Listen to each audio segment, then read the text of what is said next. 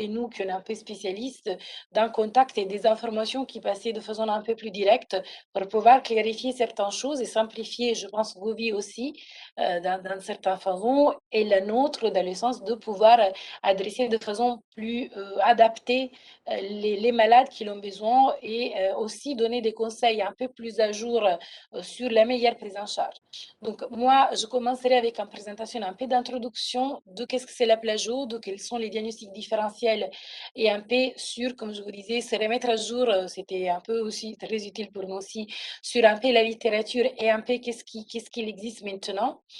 Et donc sur pourquoi on choisit certains traitements ou pas.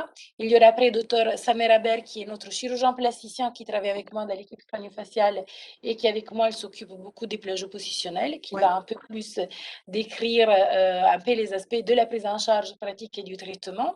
Et après, j'ai invité nos kinés qui travaillent donc dans l'équipe, dans les services de neurochirurgie de Necker, qui vont vous faire une présentation vraiment un peu pratique sur l'importance de leur rôle, sur qu'est-ce qu'ils ont à faire et comment on peut, vraiment dans la pratique, améliorer certains peut-être consignes pour la prise en charge de ces malades. Alors, je pense que je vais pouvoir, oui, partager mon écran. Est-ce que là, là, ça marche? Est-ce que tout le monde voit l'écran? Ça va? Parfait. Alors, donc, oui, donc, comme je disais, je commencerai vraiment avec une prise en charge, une discussion vraiment un peu générale sur les plagiocéphalies. Alors, déjà, on se présente un peu plus dans le sens pourquoi nous et pourquoi quelqu'un d'autre. Alors, nous, comme hôpital Necker, on est parti du Centre de référence maladies rares et de la filière TTQ comme centre Cranios. On est centre coordonnateur du réseau national Cranios, dans le sens qu'au niveau des maladies rares, je pense vous connaissez tous, en fonction des différentes pathologies, il y a des différents centres qui sont réputés et reconnus comme centres de compétences. Nous, on est centre coordonnateur, Lyon est centre constitutif. Et vous voyez, ça, c'est un peu la carte de France pour pouvoir adresser donc les patients au bon centre où il y a les spécialistes qui peuvent bien connaître les pathologies et bien prendre en charge les pathologies. Déjà, un petit rappel, plagiocéphalie, ça signifie d'origine grecque tête oblique, tête plat. Donc, c'est une déformation de la tête du nourrisson caractérisée par cet aplatissement qui peut être visible sur le côté avec un aspect aussi qui intéresse un peu le front, donc avec une forme plutôt front-occipitale, un plagiau purement occipital, ou une forme qui intéresse globalement l'arrière de la tête, la fameuse brachycéphalie. Et ça, c'est juste des exemples de photos d'enfants qu'on peut plus ou moins voir dans le quotidien. Pourquoi positionnel? Parce que c'est important donc dire que c'est une forme liée à une déformation donc, du crâne. Les sutures sont ouvertes. La déformation donc est liée globalement à la position et c'est pour ça que donc on voit la déformation que vous pouvez bien voir avec toutes les sutures ouvertes et qui explique comme on va décrire rapidement après la déformation et qui donc va être facile à reconnaître par rapport à un vrai craniosténose où la déformation est liée à la fermeture prématurée d'une des deux sutures lambdoïdes. En rappelant déjà rapidement que la plagiocéphalie postérieure liée à la fermeture de la suture lambdoïde est la forme rarissime. Il existe moins de 0,3% de toutes les craniosténoses, qui je vous rappelle sont déjà des pathologies rares, donc moins de 1 sur 2000 par an.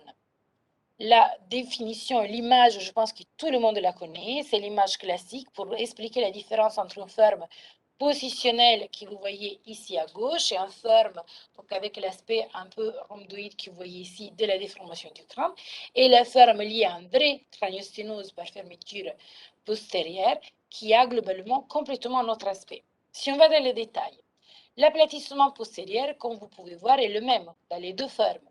Mais dans une forme positionnelle, on va voir l'oreille qui va se déplacer vers l'avant du même côté de la partie plate. Donc ça, c'est la première chose à voir. Parce que si vous regardez qu'est-ce qu'il passe, par contre, dans une forme où il y a vraiment une suture fermée, l'oreille est plutôt, nous on dit, attirée vers la suture fermée. Comme ça, l'oreille est vraiment déplacée vers l'arrière. Et après, quand je vais vous mettre l'image en coronale, vous verrez bien qui est déplacée aussi vers le bas. Et surtout, quand je regarde le bombement frontal, si un aplatissement positionnel, vu que toutes les sutures sont ouvertes, toute la déformation va avec. Donc, on a un bombement frontal qui est du même côté de la partie plate. avec donc un bombement occipital qui est contralatéral. Et souvent, j'ai plein de pédiatres qui m'écrivent pour des bombements pariétales qui sont simplement le bombement occipital contralatéral d'un aplatissement. Par rapport à qu'est-ce qu'il passe dans des formes postérieures, excusez-moi, craniosténose, où le bombement, bah, vous voyez, est de l'autre côté, parce que comme on disait tout à l'heure, tout le crâne est attiré vers la suture fermée, donc on a clairement ce bombement de l'autre côté, et on a en prominence que là, qui vous voyez, donc je vais changer, hop, vous voyez qu'est-ce qu'il passe dans une forme vraie de craniosténose, on a cet aplatissement, mais on a cet aspect de bombement, vous voyez, qui souvent n'est pas très évident, mais avec un bombement qui est contralatéral à la forme plat. Et quand vous regardez donc, qu'est-ce que je vous disais, de la partie postérieure, de l'arrière en coronale, c'est très évident la différence, parce que si on ferme où la suture est fermée, vous voyez bien que donc la suture est fermée, on a cette oreille qui est déplacée vers le bas, on a ces bombements au niveau de la mastoïde qui est très évident, avec une vraie déformation, vous voyez, par rapport à une forme positionnelle où les oreilles sont au même niveau. Il n'y a pas de déplacement vers le bas et on voit l'aplatissement qui donne aucun changement à cette partie postérieure. Donc, simplement, en observation de l'enfant, avec un vue du dessus et un vue postérieure, il nous donne déjà toutes les réponses qu'il nous faut pour pouvoir dire si c'est un vrai canosténose ou si c'est une forme posturale. Ça, vous voyez, c'est une photo d'un enfant avec une fermeture lambdoïde. Bah, vous voyez bien que ce n'est pas du tout la même chose, que ce n'est pas du tout très fréquent, très typique, et ce n'est pas du tout ce qu'on retrouve dans la pratique quotidienne des formes positionnelles. Tout le monde sait, bah maintenant, c'est surtout après 92, depuis que l'American Academy of Pediatrics aux États-Unis a souligné l'importance de positionner les enfants sur le dos pour réduire le risque de mort subie, qu'alors vous voyez, c'est clair, on a réduit énormément les risques de mort subie. Vous voyez, on est vraiment arrivé à la moitié d'incidence. On a eu une augmentation énorme, par contre, des plagios positionnels. Maintenant, on parle d'un accident, incidence actuelle, 2013, donc je n'ai pas trouvé des papiers plus récents, autour de 8,2%. C'est important de souligner que quand même, il y a une variation liée à l'âge, dans le sens que on retrouve des formes positionnelles, vous voyez, qui augmentent jusqu'à 4 mois. On va dire jusqu'à quand l'enfant il commence à être capable de tenir sa tête et donc il passe la plus partie de son temps sur le dos. Donc c'est clair que c'est plus facile qu'il y ait un aplatissement postérieur persiste pour se réduire et presque disparaître de façon naturelle jusqu'à 2 ans de vie où on arrive globalement aux 3%. Pour, comme je vous disais, une incidence globale de 8%. C'est clair que toutes les publications après 92, vous voyez, sont vraiment, je dirais presque devenues 5 fois plus fréquentes parce que le problème, c'est devenu de plus en plus important et toutes les spécialités, toutes les disciplines se sont intéressées au sujet. Quand on essaie de regarder quels sont les facteurs de risque d'un plagiat positionnel, on a considéré différents facteurs. Les facteurs sociodémographiques, les facteurs socio-économiques, les facteurs obstétricaux associés donc à la grossesse et surtout à l'accouchement, facteurs liés simplement aux enfants. Et c'est super important, et c'est là que nous, on devient important, c'est vraiment les facteurs liés aux soins et à la prise en charge des enfants, surtout dès les premières semaines et mois de vie. Donc, si on considère un peu en fonction des différentes évidences, c'est clair, on sait tous, des accouchements instrumentés, bien sûr, augmentent énormément le risque de plagiat positionnel, le forceps, la ventouse, parce qu'on a quand même une déformation qui est accentuée, et c'est nous qu'on va dire on accentue cette déformation. Le facteur très important, et on va revenir sur ça, et les kinés vont revenir sur ça, c'est les problèmes, là, ils sont décrits comme neck problem, donc problème au niveau du cou. En particulier, on ne va pas trop définir si torticolis ou généralement autre problème. C'est 76% des enfants qui ont des plagios positionnels ont des torticolis, ont des problèmes au niveau du cou. Ça souligne le fait qu'il y a même presque la moitié qu'il peut y avoir un risque de subluxation. Ça, moi, j'irai un peu plus doucement sur ce pourcentage, mais dans le sens qu'il faut se poser la question si le torticolis persiste, et c'est qu'est-ce qu'on va vous dire prochainement. Et vous voyez, c'est qu'est-ce qu'on disait, c'est 1,3% de tous les enfants dans les plus grandes statistiques, dans les plus grandes revues, c'est surtout des garçons, c'est surtout des garçons avec des plagios gauche. Parce que bah, comme on dit, les garçons sont plus à risque. Il y a un pourcentage un peu plus important, c'est autour de 64% d'enfants plagio simple et 71 d'enfants avec des braquis qui sont des garçons. Et comme on disait, et comme on disait, bah, on a, vu que le torticolis est plus souvent gauche, comme on disait, il est plus fréquent dans les garçons, et bah, souvent on a plutôt des plagios droites qui sont beaucoup plus fréquentes que les plagios gauches. Après, on commence à venir sur la discussion sur des facteurs de risque liés à l'enfant lui-même. Il y a la fameuse histoire de dilatation des espaces péricérébrales, des fissures sylviennes, des citernes, qui semblent augmenter de façon significative les risques de plagiat positionnel, dans l'idée que bah, c'est comme si on a une tête un peu plus mou parce qu'il y a un peu plus de liquide, et donc c'est plus facile de pouvoir avoir ces déformations. Moi, je dirais que c'est aussi les enfants qui, s'ils ont plus de liquide, ils peuvent être plus à risque d'être plus hypotoniques parce qu'ils peuvent rentrer dans les enfants qui peuvent avoir des pathologies métaboliques, neurologiques ou génétiques, et qui donc ils peuvent avoir pour double raison plus de risque d'avoir un plagiat positionnel. Et après, ben, on revient sur le facteur qui est le plus important, la position. La position pas variée au lit, pas variée quand l'enfant est positionné au lit, c'est clair que c'est exactement le facteur que accentue et aggrave encore plus le risque de plagiocéphalie. Comme on sait tous très bien que l'allaitement au sein, vu qu'on change la position, vu que l'enfant bouge, augmente, améliore énormément et réduit énormément le risque de plagio positionnel. Le diagnostic, comme j'ai déjà décrit, est essentiellement clinique.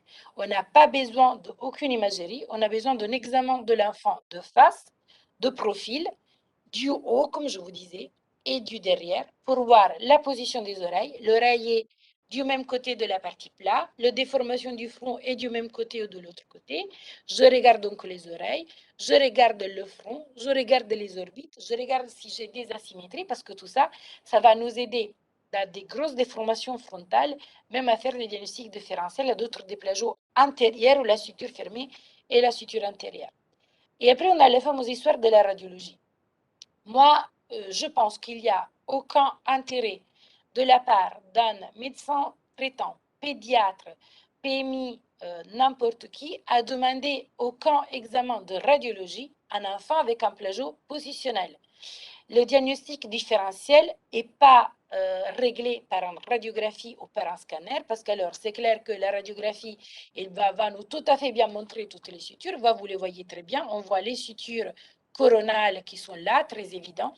On voit la suture sagittale super bien ouverte. On imagine légèrement la suture métopique que je pense dans cet enfant, elle est un peu fermée. Et on voit très bien les sutures lambdoïdes. Donc, c'est clair que la radio, dans ce sens-là, peut nous aider. De profil, ça nous aide encore plus à voir si on a les deux sutures coronales et les deux sutures lambdoïdes, même si quelquefois sont un peu superposées. Encore plus le scanner qui nous donne toutes les informations nécessaires. Là, vous voyez bien, on voit la suture fermée, on voit un très petit aplatissement, mais la déformation associée, ça nous donne des informations. Donc, c'est clair que la façon plus simple d'être sûr, la suture ouverte ou fermée, c'est des radiographies. Est-ce que c'est nécessaire d'arriver jusqu'à là, surtout quand on a des enfants très jeunes où l'irradiation risque d'être dangereuse pour un diagnostic par un spécialiste, ça prend 3 secondes d'examen clinique et devient clair et certain. Il y a très peu de cas où ça peut persister en doute, et nous aussi on l'a, bien sûr, personne il a raison de ne pas avoir de doute, et c'est que dans des cas de vrai doute qu'on se pose la question de réaliser une imagerie. Je vais aussi vous souligner l'importance du fait que de plus en plus, pour l'étude des sutures et de l'ouverture des sutures, l'échographie, c'est un examen pas irradiant, pas cher, par exemple à réaliser bien sûr par des radiologues qui sont à l'aise avec cette technique. Il va nous permettre, vous voyez très bien, il n'y a aucun doute sur le fait qu'une suture est ouverte ou est fermée. Là, on voit bien la fontanelle bien ouverte. Là, on va bien envoyer une suture sagittale avec la fontanelle et le sinus encore présent. Et là, on voit deux sutures lambdoïdes et une suture métopique. Les sutures excusez-moi, deux sutures coronales, pardon. Les sutures lambdoïdes, bien sûr, malheureusement, sont les sutures qui se voient moins bien sur l'échographie. Donc, c'est vrai que ce n'est pas le premier examen si on a un vrai doute. c'est pas le premier examen à réaliser, et que l'échographie, c'est utile et c'est plus simple jusqu'à 8 mois de vie. Après les 8 mois, ça risque d'être plus compliqué parce que les cheveux, l'épaisseur de la peau, bah, l'enfant aussi qui bouge un peu plus, rend plus difficile cet examen. Mais ça, c'est une information que je vous donne en général. Avant de réaliser une radiographie et un scanner pour un doute sur une malformation crânienne, il faut se poser la question plusieurs fois. C'est des examens très irradiants chez des enfants très petits et souvent, ils ne vont pas du tout régler le problème. Ils ne vont même pas trop aider au diagnostic. Et par contre, s'il existe des doutes sur d'autres structures, pourquoi pas utiliser des échographies.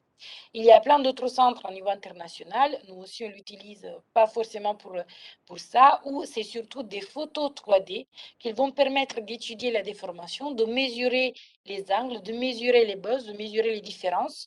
Vous voyez, c'est avec des photos, des caméras qui permettent la reconstruction de 3D de la tête au niveau de la peau, qu'ils vont permettre aussi d'évaluer et de classifier un peu l'évolution après traitement, après un éventuel traitement. Quand on passe aux lignes guides internationales, ça, c'est les lignes guides qui étaient définies par l'association américaine. L'examen clinique est le seul recommandé pour un diagnostic de plagiocéphalie, sauf, comme on a dit, des cas douteuses. Dans les cas douteuses, bien sûr, on peut, quelqu'un suggère, comme je vous disais, le 3D ou des radios. C'est un level 2 de recommandation. Un level 3, c'est vraiment réaliser un scanner dans le cas d'extrême doute. Pour nous, comme je vous disais, le scan est vraiment, vraiment nécessaire pour un diagnostic définitif, que dans les cas où les radios ou l'écho restent encore douteuses et pour lesquelles on n'a pas encore un clair diagnostic. Donc, vous voyez, c'est vraiment troisième étape qu'on se pose la question de réaliser un scanner chez les enfants. Sur le traitement, donc, comme je vous disais, mon collègue il va un peu aller dans les détails. Moi, je l'introduis simplement pour vous expliquer un peu qu'est-ce que c'est dit et qu'est-ce que c'est démontré au niveau international. On a au départ la thérapie physique, la kiné. Après, on a les mesures posturales, le repositionnement. Et après, on a le fameux casque. Je peux regarder? Oui. De bruit. Pardon. Oui, excusez-moi. Quand donc on regarde les publications, qu'est-ce que c'est intéressant, c'est que quand j'ai regardé les dernières publications, et ben alors, il y a une seule publication où on a plus de 1000 ados. Si vous regardez les autres nombres de participants, on a 220, 50, 75, ici un peu plus 345, mais vous voyez, le groupe d'études sont des groupes de patients vraiment très petits sur des questions qui sont quand même un peu plus fréquentes. Et quand on voit cette publication 2012 sur 1000 adolescents, et ben vous voyez qu'au final, la prévalence de la plagio était 1% et de la brachie 1%. Avec, vous voyez, des enfants qui quand même, ils ont grandi sans aucune nécessité de traitement et de prise en charge. Donc, on revient sur qu'est-ce qu'on a déjà dit, l'histoire naturelle d'un plagiocéphalie positionnelle ou d'un front positionnel, c'est la résolution spontanée, de toute façon, avec l'âge. Quand on regarde aussi le follow-up de toutes ces publications, et ben vous voyez, le follow-up est vraiment très court parce qu'on a 18 mois, 6 mois, 12 mois, 15 mois. Donc, ça signifie que l'évolution, vu que, comme on a dit, normalement, la résolution est spontanée, si on arrête notre observation trop vite, eh ben, on ne va pas voir l'évolution naturelle et l'amélioration naturelle. Et après, finalement, vous voyez, on commence à voir un des premières publications qui montre la comparaison, vous voyez, entre les enfants qui ont eu des groupes de contrôle et des groupes qui ont fait des positionnements. Et ben, vous voyez, globalement, c'est clair que les enfants qui ont respecté les guidelines et donc ils ont eu un repositionnement et de la kiné, la persistance de la plagio était 8%, contre les 25% dans le groupe de contrôle. Et donc, à souligner, comme on dit, que l'importance de la prise en charge dès la naissance et de la maternité de ce problème de torticolis, de positionnement, etc., ça devient important pour réduire de façon très importante le risque de plagio positionnel. Pareil, si on reprend cette étude ici, c'est évident que c'est clair, l'amélioration fait avec le casque, ça c'est important pour la discussion qu'on va avoir sur le casque, c'est clair, normalement, est plus important si est commencé à l'âge plus jeune, à l'âge plus petit, même si on a des améliorations qu'on peut aussi observer un peu plus à distance. Et qui c'est clair, la thérapie physique, donc la kiné, est effective et efficace dans la correction de la plagiocéphalie et que globalement, normalement, dans toutes les études, le casque était destiné à des formes plus graves et ça semblait montrer des bons résultats. Quand on commence à chercher des publications qui le montrent, comment et dans quelle façon la plagiocéphalie positionnelle peut avoir une incidence sur le retard mental, sur le développement et sur le développement psychomoteur, et ben, vous voyez, pareil, on a des petits groupes, 126 malades. On a pareil 12 mois de follow-up, ça signifie que donc on observe des enfants qui l'ont quoi, un an et demi, 2 ans. Et on retrouve très clair 30% qui présentent déjà un retard initial, 42% qui gardent ce retard à 3 mois et 23% qui le gardent un an. Mais ça devient compliqué et c'est un peu la limite de toutes ces études. Si on perd déjà du groupe qui a des retards initiaux, l'impression c'est qu'on mélange des enfants qui ont déjà des difficultés et c'est ces difficultés la cause du problème positionnel avec les conséquences d'un plagiat positionnel qui chez les enfants qui n'ont aucune difficulté, il disparaît naturellement sans souci. Pareil, ça c'est une autre étude qui montre aucune différence sur les IRM faites dans les groupes de contrôle et les groupes de plagiat positionnel par qu'est-ce que c'est les anomalies et les déformations crâniennes avec peut-être quelques anomalies un peu plus présentes au niveau des corcales, au niveau de certaines anomalies au niveau du cervelet. Mais ça revient pareil, la difficulté dans la sélection au départ des enfants considérés comme plagiat positionnel isolé.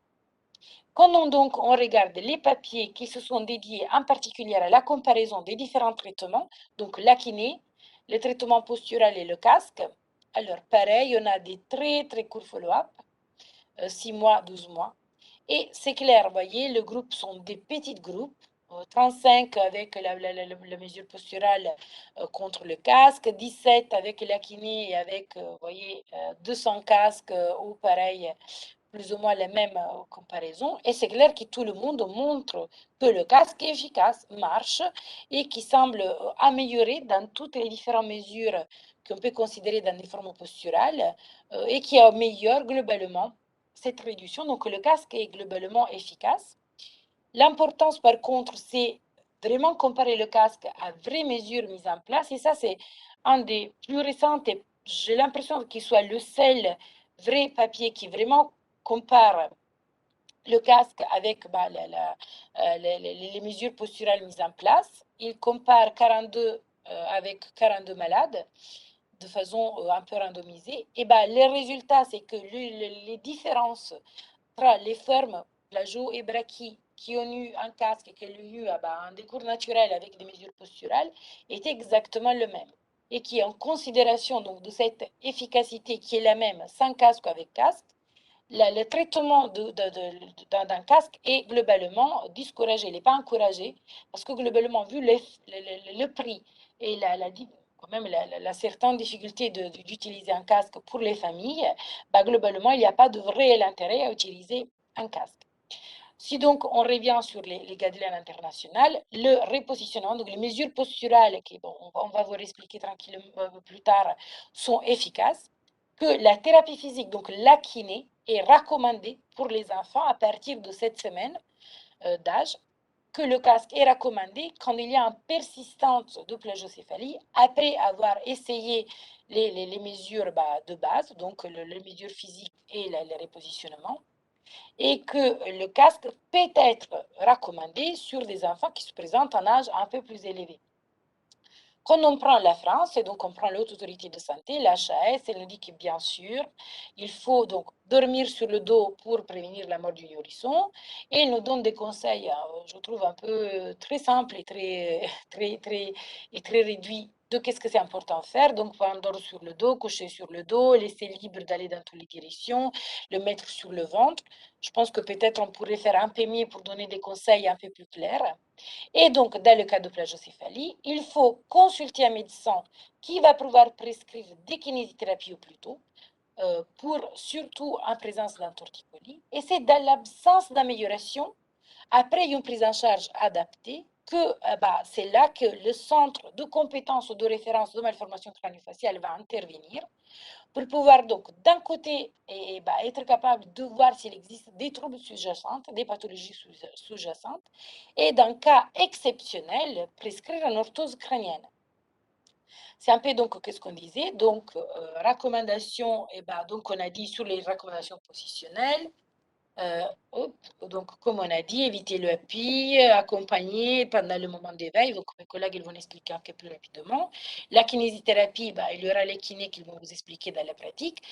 Un petite juste discussion sur l'ostéopathie. Globalement, il n'y a aucune donnée scientifique qui permet de recommander l'ostéopathie, dans le sens que il n'y a pas trop d'évidence qui est vraiment efficace. Par contre, vous voyez, l'associer à la kinésithérapie, il n'y a aucun souci. Je souligne simplement le fait que en ostéopathie sans kinésithérapie, il risque d'être un peu moins efficace. Donc, ça peut être une deuxième intention dans une prise en charge, comme on dit, pluriprofessionnelle. Et après, comme on disait, c'est important, en prise en charge par des centres spécialisés avec une indication d'un orthèse qui reste de toute façon exceptionnelle et ne peut pas être posée que pour ces équipes.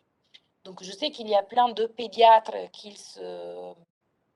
qui n'ont pas forcément, qui ne sont pas dans des centres spécialisés, qu'ils se définissent spécialistes crâniennes. Donc, il faut faire attention un peu à qui prescrit quoi et comment et pourquoi.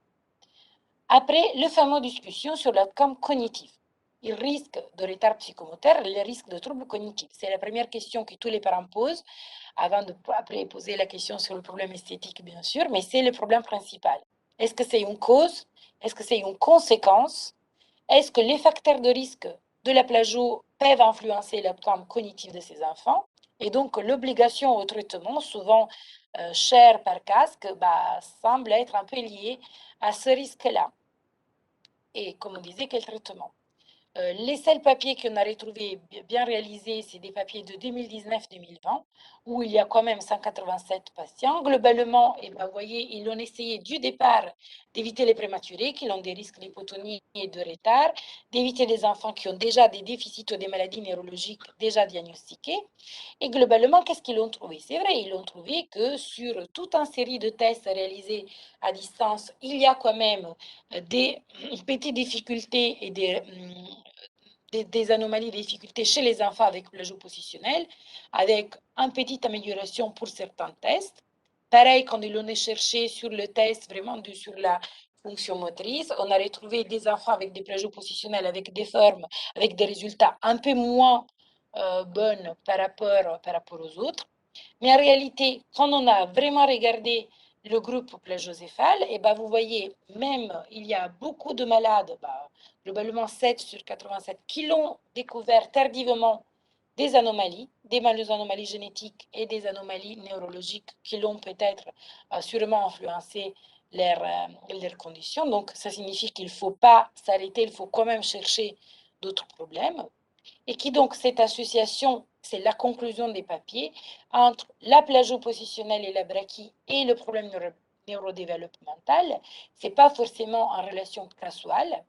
Le plagio-positionnel peut être plutôt interprété comme un marqueur d'une vulnérabilité du développement psychomoteur et que, pour exemple, c'est évident que les enfants qui peuvent avoir des petits déficits moteurs et neuromoteurs pas très évidents, bien sûr, ils ont plus facilement la possibilité de développer des formes positionnelles et qui donc traiter la déformation crânienne associée à la plagio est moins important qu'essayer d'évaluer et de comprendre quel est le procès et quel est le problème qui a amené à la plagio positionnelle elle-même.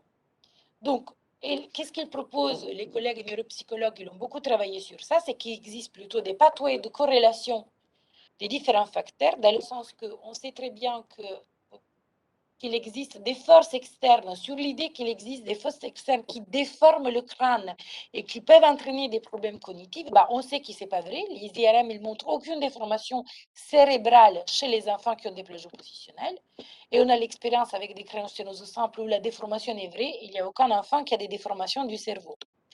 L'environnement, donc la position des longues hospitalisations, le fait que souvent, il y a des nounous, il y a des crèches où les enfants ne sont pas bougés, c'est clair que favorise la plagio positionnelle, mais c'est clair que le retard moteur et les difficultés moteur peuvent favoriser plutôt cette passage prolongé en position dorsale, et qui donc, c'est une cause et pas, c'est une cause de la plagio des problèmes de positionnement, mais pas une cause de plagio positionnelle. Et donc, les pathologies du système nerveux central, c'est clair qu'ils vont causer, favoriser un plagio positionnel, parce qu'en même temps, ils limitent, ils limitent et ils sont responsables des déficits moteurs qui peuvent eux-mêmes favoriser la plagiocéphalie. Donc, en conclusion, la plagiocéphalie, il va être un petit campanelle d'alarme pour nous, un petit signal d'alarme d'un possible problème neurodéveloppemental, surtout s'il persiste chez des enfants qui l'ont associé de l'hypotonie et d'autres signes. C'est sûrement pas une cause de problème neurodéveloppemental. Donc, l'effort, ça va être à corriger les causes éventuelles de la plagiocéphalie. En première, la cause, c'est le torticolis. Donc, travailler avec les kinés, surtout sur ces causes-là. Pas l'effort à corriger l'asymétrie qui reste un problème globalement esthétique. Et donc, c'est pour ça que j'ai juste un petit résumé final. On va dire que dans les premiers mois de vie, on met en place des mesures posturales, on contrôle le torticolis et on adresse les enfants au kiné, qu'ils vont être capables de dire il y a un torticolis, il faut travailler, il ne faut pas travailler. Ils vont vous dire dans la pratique qu'est-ce qu'ils font pour se rendre compte s'il y a quelque chose, s'il y a un problème sous-jacent ou pas. Après les 8 mois, pourquoi je dis 8 mois, c'est globalement parce que après 8 mois, entre 8 et 12, on a encore des espaces pour pouvoir travailler. Si on voit que le torticolis persiste, si on voit que la plagio persiste, on adresse en consultation spécialisée, où là, on va se poser la question s'il existe des pathologies neurologiques associées, et si donc on a besoin de réaliser d'autres bilans, des bilans génétiques, des bilans métaboliques avec des neuropédiatres.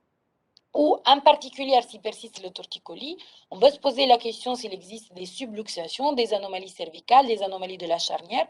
On va probablement demander des IRM de charnière et discuter ou adresser les enfants en consultation d'orthopédie, même pour un torticolis qui persiste, parce que souvent, il y a des prises en charge chirurgicales qui vont pouvoir améliorer le torticolis. Après les 12 mois, une fois qu'on a déjà réalisé tout ça et on est bien tranquille sur l'examen neurologique de l'enfant, le problème reste purement esthétique. Il faut être conscient que l'amélioration après les 12 mois reste difficile. Ces parties de l'histoire naturelle mais restent moins efficaces, peu importe le traitement qu'on va mettre en place. Parce que je vous ai pris une courbe de croissance du périmètre crânien. Vous voyez bien que c'est dans les premières 12 mois de vie qu'on a une croissance du périmètre crânien important, qui va donc permettre, avec tous les traitements qu'on met en place, d'améliorer la forme et d'améliorer l'aplatissement. Après les 12 mois de vie, vous voyez, la croissance du périmètre crânien est si petite, la force d'expansion du cerveau est si petite, que même avec un casque, on ne va jamais arriver à avoir des très bons résultats pour avoir une correction efficace. Merci. Donc, moi, je m'arrêterai un peu là. Je ne sais pas si on veut faire déjà des questions maintenant où on complète un peu la présentation et après, je ne sais pas, qu'est-ce que vous préférez? Alors, peut-être qu'on peut essayer. Alors là, je vois qu'il y a une première question dans le chat. Peut-être qu'on peut commencer à répondre. Et si on voit que les questions qui apparaissent sont traitées par vos collègues, on laissera vos collègues peut-être compléter. Ou alors vos présentations font un tout, entre guillemets. Donc là, je vois qu'on a une question dans le chat demandant pourquoi les casques Plus ou émettent de... moins, peut-être, je ne sais pas, peut-être que Oui, le effectivement, ça casque, fait un tout un je sais peu. pas comment. Ça Donc fait là, un on va tout. passer à la prise en charge. Ok, et bah du coup, je vous propose qu'on enchaîne avec les autres présentations et ensuite on en profite pour compiler toutes les questions. Là, pour le moment, il y en a qu'une, donc ça va. Merci beaucoup en tout cas. Je rejoins ce Super. qui est écrit Alors, dans le.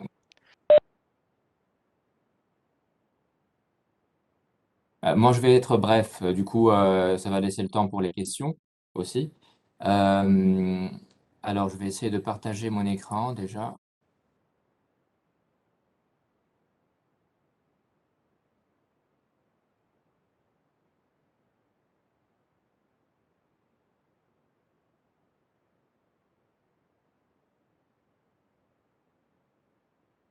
Alors, est-ce que ça marche?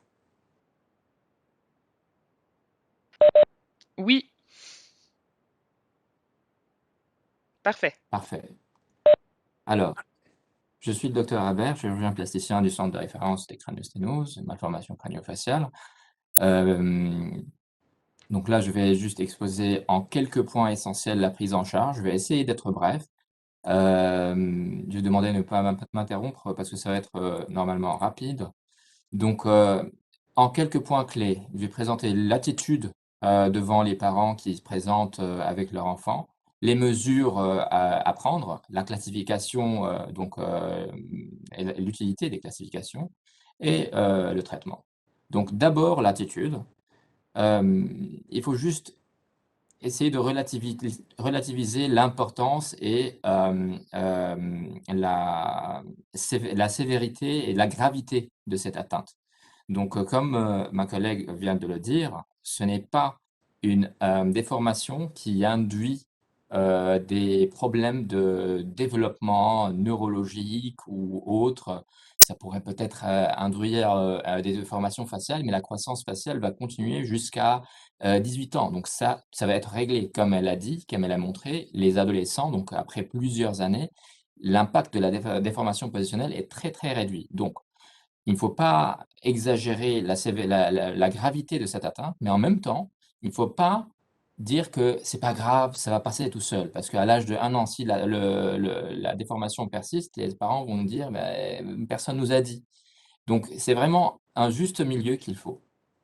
Donc, devant la culpabilisation des parents, il faut les consoler, ce n'est pas vraiment de votre faute. Il y a des facteurs de risque, qui ont abouti à cela. Devant leur inquiétude sur les développements, et devant l'esthétique, il faut, voilà, leur exposer les faits sur, le fait qu'il n'y a pas vraiment d'impact sur le développement, et que c'est vraiment un problème esthétique qui s'améliore avec le temps.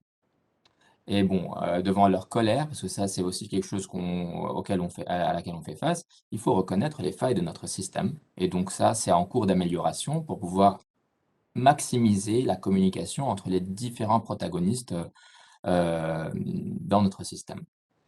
Donc concernant les mesures, pour être, vraiment bref, ça ne servent pas à grand-chose dans, la clinique. C'est très bien pour les études cliniques, pour, essayer de voir l'évolution de différents pour les statistiques en fait, pour pouvoir évaluer des techniques. Mais au final, ce qui est important pour un enfant devant nous, en clinique, c'est l'esthétique. C'est vraiment une évaluation subjective. Et donc, toutes les mesures, donc le CVAI, PCAI, le ear offset, le cranial index, tout ça, c'est très important dans les études, mais pas vraiment en pratique clinique. Bon, bien sûr, nos collègues kinésithérapeutes ont leur, façon d'évaluer l'amélioration et donc bien sûr, c'est utile, mais il faut juste garder à l'esprit que c'est vraiment, l'aspect esthétique qui est important, d'où l'importance du fait que les classifications, elles aussi, ne sont pas très importantes. Donc je peux retenir seulement cette classification, la classification d'Argenta, qui met en évidence plus la déformation esthétique et donc c'est vraiment qualitatif. C'est pas quelque chose de chiffré, avec des pourcentages et tout ça. Donc, le type 1, c'est au niveau occipital. Le type 2, c'est, bon, l'oreille un peu plus en avant. Le type 3, il y a un petit impact sur le front.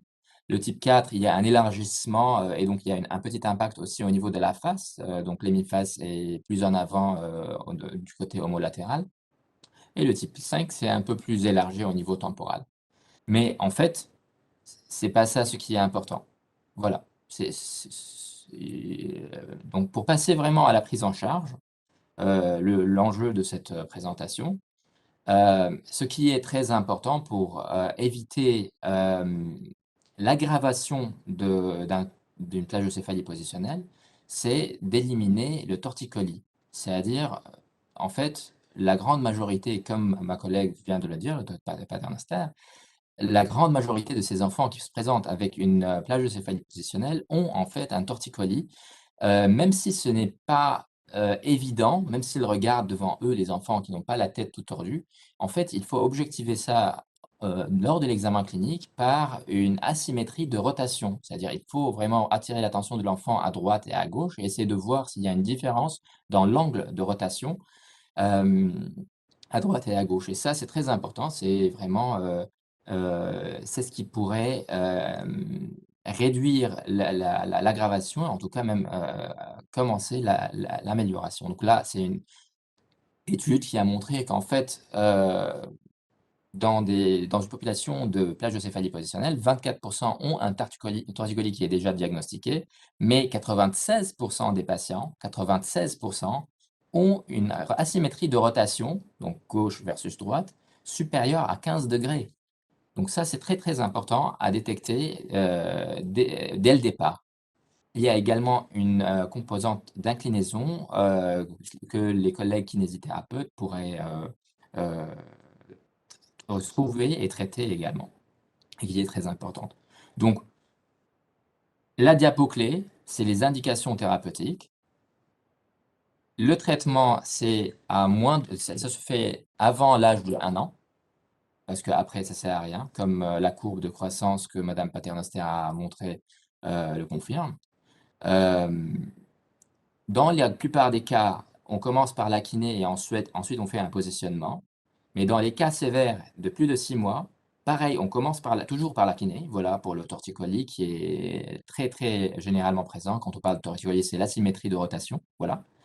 Et on peut considérer le casque dans un but esthétique si on se dit que voilà, la kiné n'aura pas suffisamment de temps pour régler l'asymétrie de rotation et commencer à avoir une amélioration avant l'âge de 12 mois. Donc voilà, pour être bref, le positionnement, c'est il faut dormir sur la bosse occipitale la nuit. Le jour, quand l'enfant est réveillé, il faut qu'il soit en position ventrale pour exercer les muscles de la nuque. Et au long terme, c'est aussi efficace que l'orthèse crânienne.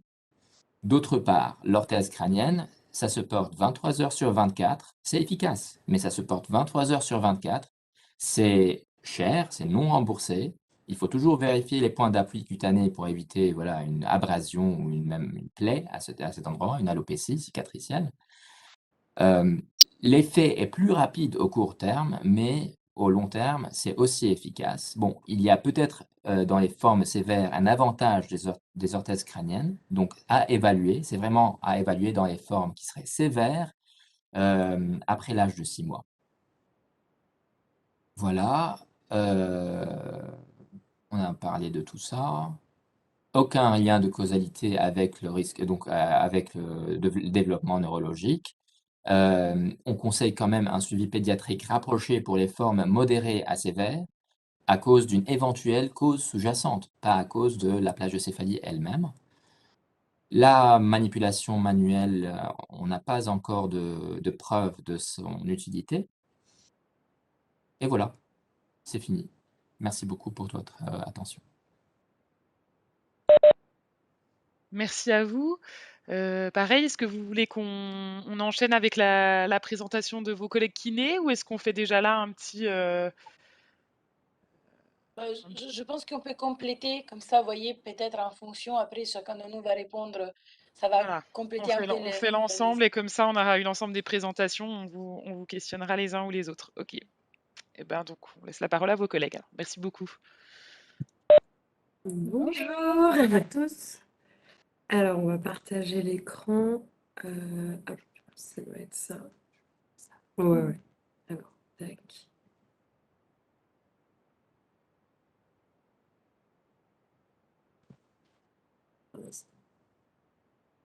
Ça fonctionne? Vous voyez tous, oui? Ok, super. Allez-y. Alors, bonjour à tous. Donc, on est kinésithérapie en service de neurochirurgie pédiatrique à l'hôpital Necker Enfants Malades. On intervient donc en réanimation, en unité de soins continus et en lit d'hospitalisation conventionnelle en neurochirurgie. Donc, on a été sollicité par le docteur Paternoster donc pour vous présenter, vous professionnels de PMI, donc l'importance d'une prise en charge précoce des plagiocéphalies par les kinésithérapeutes. Donc, vous allez voir les éléments clés d'un bilan et d'une prise en charge en kinésithérapie. Donc, je me présente, donc je suis Lou Herbin Joré-Guibert et je suis accompagnée de mes collègues Marion Cabi et Solène Calabrese. Donc, dans le cadre de notre exercice quotidien en milieu hospitalier, nous sommes amenés à détecter et prendre en charge des patients porteurs de plagiocéphalie et on intervient en prévention primaire auprès des familles. Alors, donc, on va vous rappeler des choses qui ont déjà été dites, mais on insiste un petit peu. Donc, la plagiocéphalie, c'est une déformation du crâne positionnel de l'enfant ou DCP qui est caractérisée par une asymétrie donnant une forme donc oblique à la tête. On parle communément de bébé à tête plate. Donc, au niveau de la prévalence, à 7 semaines, il y a 22% de plagiocéphalie. Et à 2 ans, elle n'est plus que de 3% la prévalence. Et on a une incidence donc à 6 semaines de 16% et à 2 ans de 3,3%.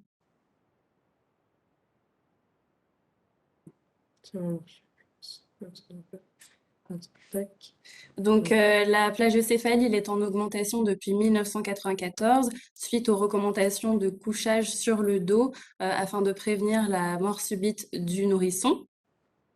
Donc, on vous rappelle qu'il existe 3 types de déformations crâniennes positionnelles. Donc, la plagiocéphalie fronto-occipitale, la plagiocéphalie occipitale et la brachycéphalie postérieure. Donc, on va vous montrer les petites images. Donc, la plagiocéphalie fronto-occipitale, donc elle est caractérisée par un aplatissement postérieur du crâne, le plus souvent latéralisé, avec une avancée frontale homolatérale, une orbite qui reste normale et une oreille homolatérale qui peut être avancée et souvent élevée.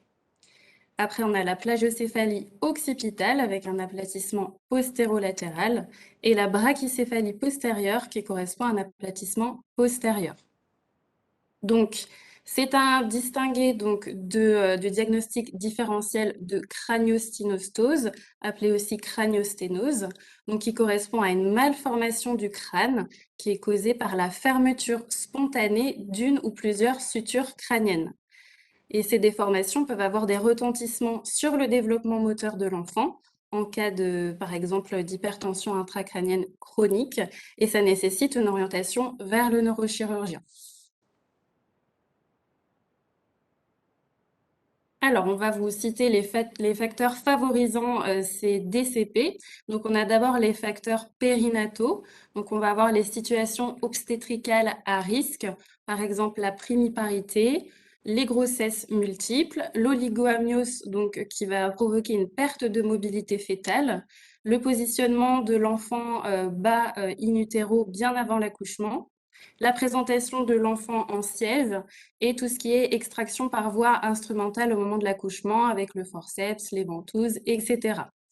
On va aussi avoir dans ces facteurs périnataux l'alitement prolongé de la mère pendant la grossesse qui va réduire donc les stimulations vestibulaires in utero de l'enfant et la prématurité. Autres facteurs favorisants, ce sont ceux liés à la mobilité spontanée du nourrisson. Donc, par exemple, les enfants qui présentent déjà des troubles du développement neuromoteur, tout ce qui est syndrome malformatif, maladie génétique ou autres pathologies, la présence d'un torticolis et les troubles du tonus axial avec l'hypertonie ou l'hypotonie. Et enfin, on a les facteurs environnementaux. Donc, il y a les troubles du lien parent-bébé, tout ce qui est donc hospitalisation prolongée, les stimulations inadaptées, par exemple les stimulations inadaptées dans un contexte hospitalier ou bien des parents, et les contraintes environnementales externes, donc par exemple l'utilisation de matériel de puériculture inadapté, comme les porte-bébés non physiologiques, les cale-têtes, les cale-bébés, les cocons, les hamacs, etc. Donc, les conséquences, attention aux a priori.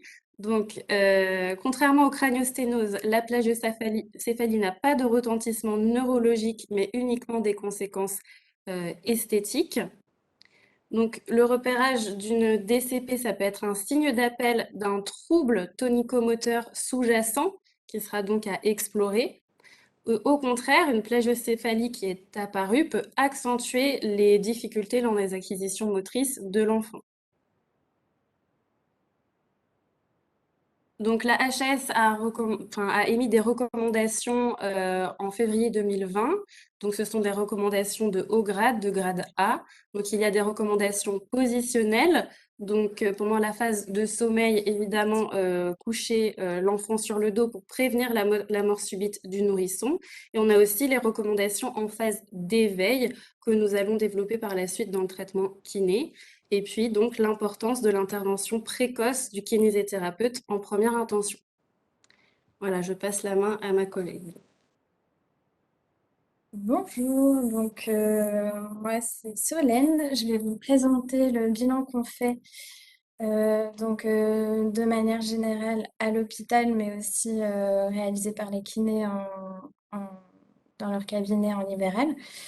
Donc tout d'abord, il va y avoir l'anamnèse de manière générale, l'examen clinique, l'examen de la motricité aussi de l'enfant et les outils de mesure. Donc au niveau de l'anamnèse, donc d'abord, c'est des questions qu'on va plutôt poser aux parents, vu que c'est des bébés, le type de patient auquel on s'adresse. Voilà, il va y avoir les antécédents périnataux et surtout s'intéresser au développement moteur de l'enfant associé à son âge. Voilà. Donc, il y a les motifs d'hospitalisation ou de consultation quand ils viennent dans les cabinets en libéral. On va poser la question aussi de l'alimentation. Est-ce que c'est un bébé qui est au biberon, qui est allaité? Est-ce que c'est une alimentation parentérale ou entérale? Et puis, notamment la méthode de portage qui est réalisée par les parents. Est-ce qu'ils peuvent alterner les côtés aussi lorsqu'ils l'alimentent? Donc voilà, tout ça, on va demander aux parents. Il y a le mode de garde aussi. Est-ce qu'il est en crèche? Est-ce que c'est un enfant qui est chez une nourrice? Et est-ce qu'il y a d'autres enfants dans cet environnement où ils peuvent se stimuler ensemble? Il y a le sommeil aussi. Au niveau du temps, donc la quantité, la qualité de sommeil pour le bébé et tout ce qui est installation à la maison. Donc ça va être le matériel de puériculture dont on va vous parler un petit peu plus tard. Et enfin, l'environnement. Est-ce que c'est un enfant qui a été longtemps hospitalisé? Est-ce qu'il est en centre, en pouponnière? Dans quel type de lit? Est-ce qu'il a des prothèses, des cathéters, des sondes urinaires ou tout type d'attelle au niveau des membres inférieurs, en fait, qui pourraient envisager peut-être une difficulté aussi pour le développement moteur et donc expliquer une plagiocéphalie. Donc, on va commencer un examen clinique.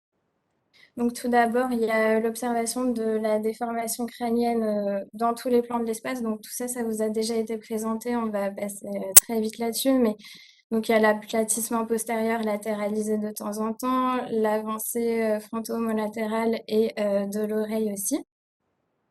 L'évaluation des amplitudes articulaires cervicales, donc tout ce qui est flexion, extension, rotation, inclinaison. Et notamment aussi, on va essayer d'évaluer l'hypoextensibilité musculaire. Donc, tout ce qui est rétraction, contracture musculaire. Voilà, tout ça, on essaye de le voir aussi à l'examen clinique.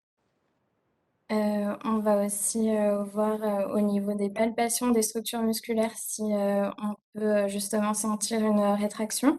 Donc, notamment au niveau du plan antérieur, ça va concerner surtout le SCOM et le plan postérieur, plutôt l'élévateur de la scapula, trapèze sup et paravertébraux.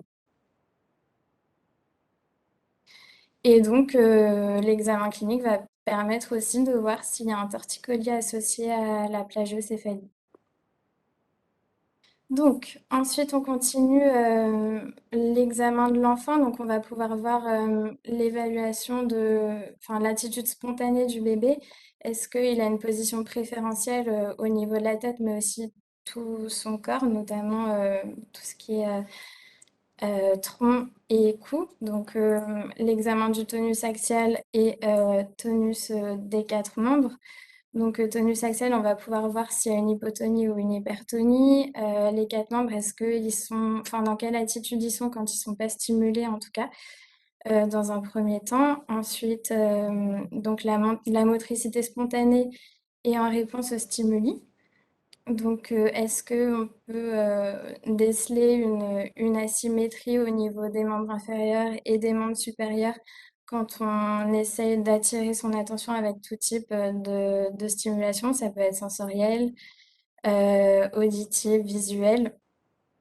Donc, voilà. Est-ce que les réactions, en tout cas, sont identiques des deux côtés? Ensuite, on va essayer le tirer assis. Donc ça, c'est à partir de 2-3 mois d'âge pour les bébés, s'ils arrivent à redresser leur tête quand on les passe du décubitus ventral à la position assise.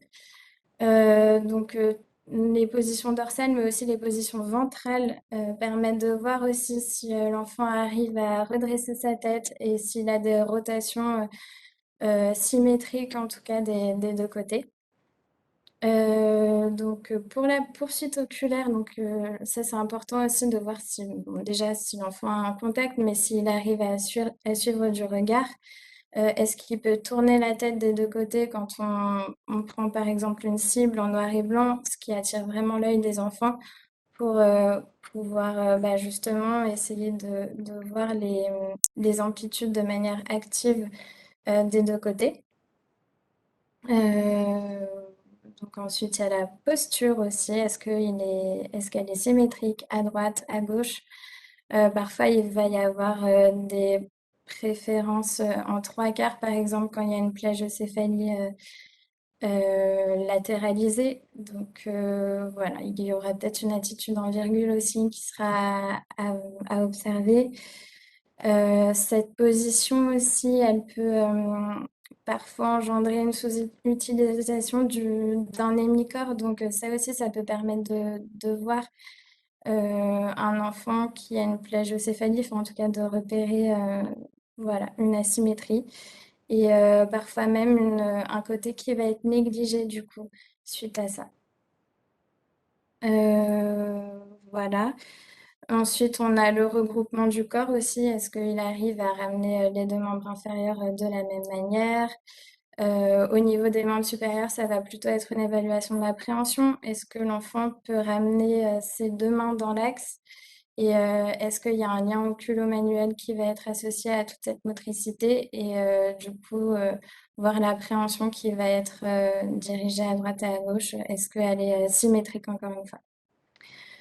Voilà, donc on vous a donné des petites images. Donc la première image en haut à gauche, ça va être le tiré assis que je vous présentais tout à l'heure. Donc on évalue le tonus axial, le tonus de la tête. Il y a aussi une cible qui permet d'illustrer aussi le fait d'attirer l'attention à droite et à gauche.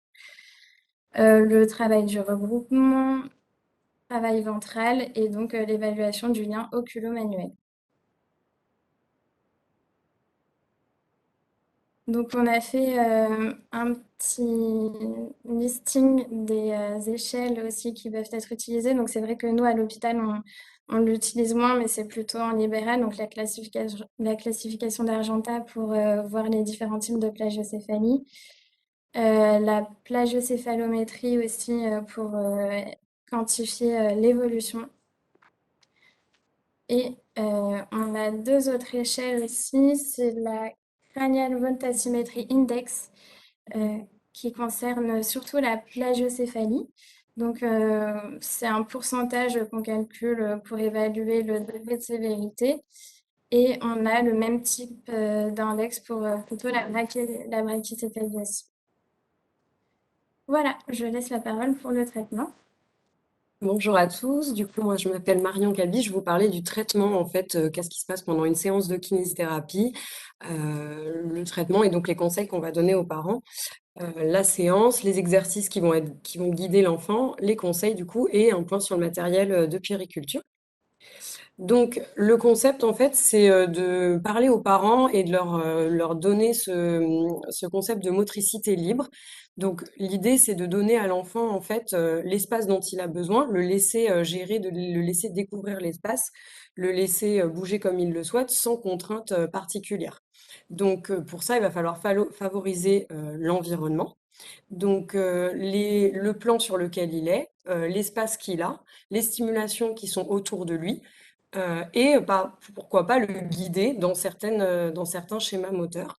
Et donc, voilà, cette petite image, en fait, elle va illustrer les choses, entre guillemets, à faire et ne pas faire.